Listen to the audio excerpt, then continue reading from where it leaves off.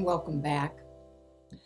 You might remember my last video, I talked about how I lost my job, and I was pretty devastated. This video, I'm going to talk about becoming a CEO. Okay, so drastic change. Now, when I lost my job, I was in my mid 50s, and I was very concerned about being able to get another comparable job in the tech industry, which was my whole, background, a little bit of, marketing too. Because the tech industry is fast moving, fast changing, and they tend to look at younger people. And another concern I had was because I had moved up higher to higher levels, I didn't necessarily have all the detail knowledge and skills about the tech industry. Whenever I had a problem, employees would just come in and fix the problem and so on. I had a good understanding of the high level technology, but not the detail that I feared might be required. So, as I thought about what I was going to do, I did spend time working on my antique business, which I love, just doing displays and making it as beautiful as I possibly could. But then I'd also been on a board of directors for the United Airlines Employees Credit Union. And it was the sixth largest credit union in the US and the ninth largest financial institution in Illinois. And I had been on the board for about 10 years. I was the first woman asked to be on the board, but now there were several other women as well. So, about 6 months after losing my job, about a year after 9 11, I got a call one night at my home, and it was from one of the board members. And they said the CEO had suddenly resigned, and they asked me if I would take over as interim CEO. Well, I can't tell you how thrilled I was. I was so excited. I didn't have a job. I'd been on the board for 10 years. I really understood the organization pretty well. And they told me my pay was going to be equal to the prior CEO's pay, a far larger sum than I had ever had. And for the first time, I felt I was being paid fairly. So I was really excited. And shortly after I took over, several of my high level employees came to me and told me they were concerned about the organization, um, just because all of the stakeholders, all of the people who were belonged to the credit union, the customers, were United Airlines employees. That had been a stipulation for being part of the credit union. So they gave me the idea of expanding the organization to include other industries. And we already had a nationwide presence across the US. So I thought it was a great idea.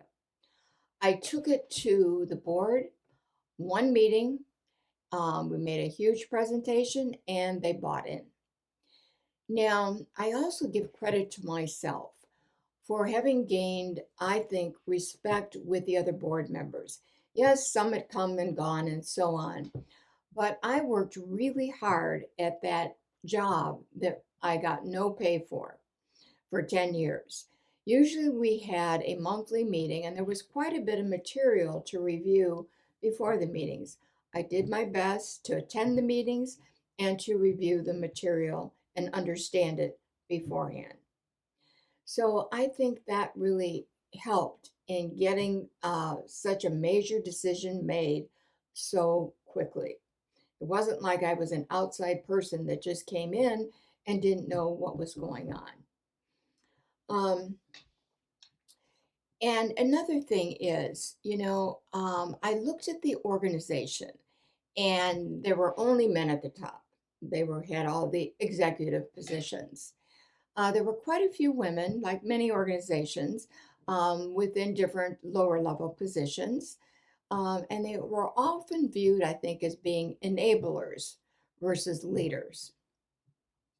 Now, the board made very clear that they were going to try and find a woman permanent CEO. And I was fine with not being considered for the permanent CEO position. I didn't have a financial background, but it took over a year for the board to find a permanent CEO. And during that year, one of the highlights was I went to a conference of CEOs from credit unions across the country.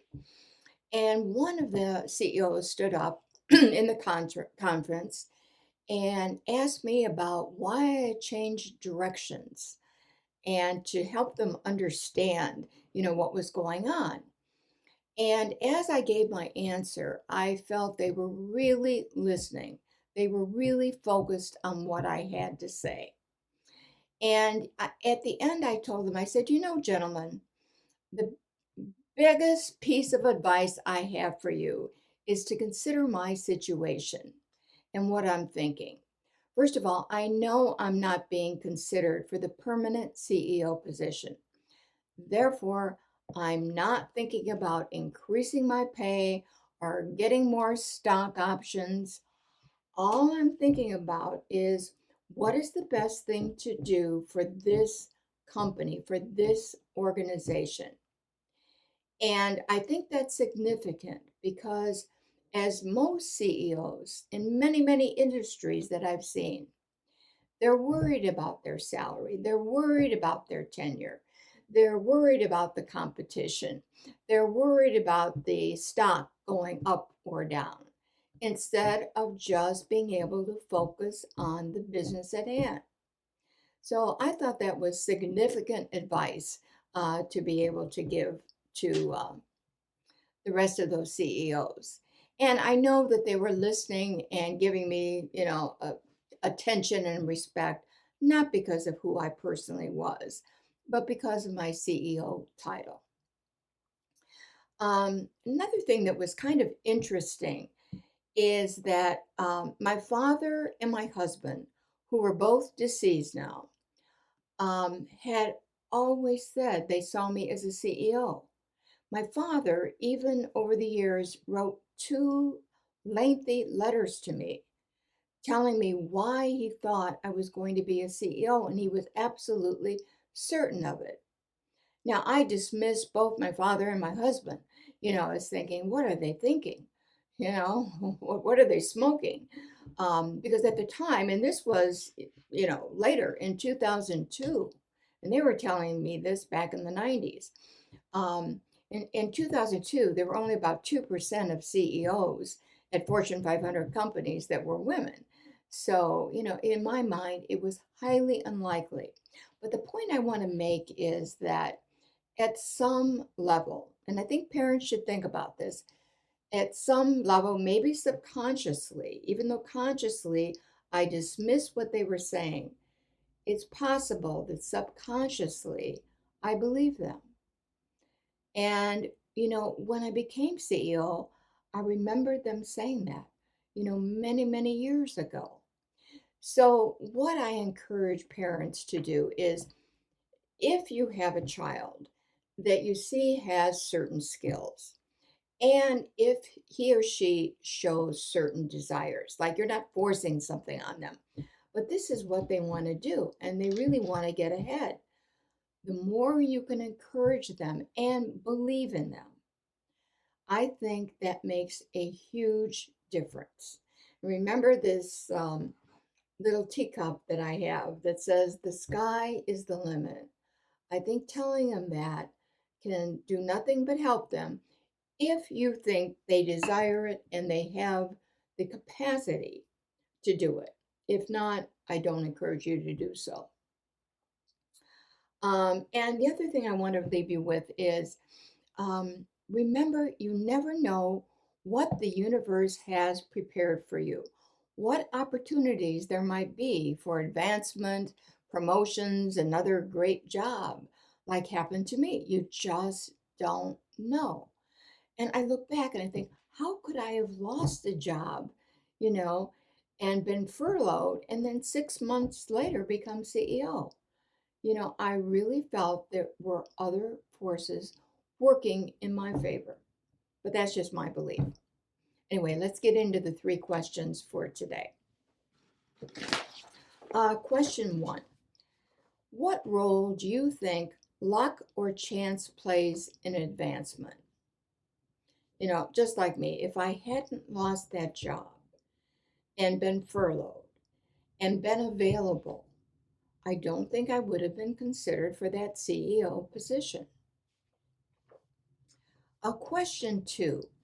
What are your thoughts about male-dominated organizations? Question 3. If you attained a top-level position in a major corporation, do you see yourself using your power and authority differently than past leaders? With that, the next video is going to be about looking back. And I thank you again for listening, and I hope to see you next time.